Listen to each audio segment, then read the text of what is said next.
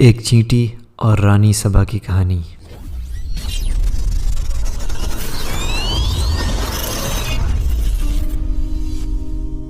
سورۃ النمل دو ملکاؤں کے بارے میں ہمیں بتاتی ہے۔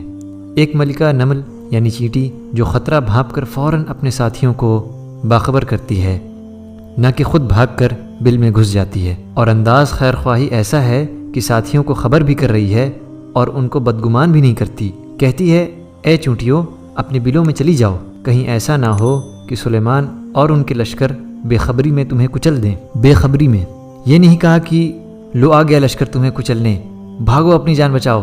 کیا کمال کا حسن زن ہے! ایک ہماری نظر میں حقیر جاندار کا شعور کتنا بلند ہے، اس انسان سے جسے اشرف المخلوقات کا اعزاز حاصل ہے۔ ہم کیوں دوسرے کو یہ بینیفٹ آف ڈاؤٹ نہیں دے پاتے؟ ہمارا پہلا خیال یہی کیوں ہوتا ہے کہ اگلا ہمارا دشمن ہی ہے؟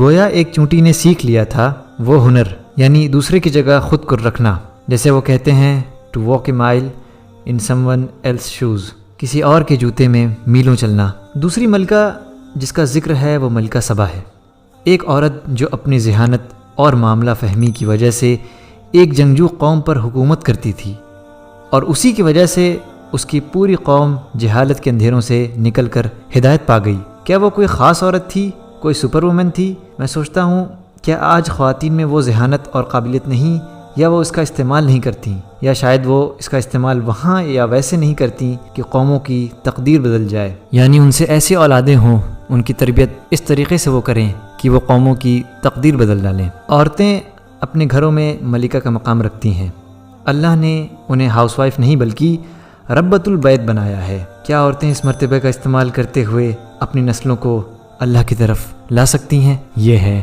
بہت ضروری سوال۔ آج کا ویڈیو یہیں ختم ہوتا ہے، امید ہے آپ کو ضرور پسند آیا ہوگا۔ اگر پسند آیا تو چینل کو سبسکرائب کریں، ویڈیو کو شیئر کریں، لائک کریں اور کمنٹ کریں۔ السلام علیکم ورحمۃ اللہ وبرکاتہ۔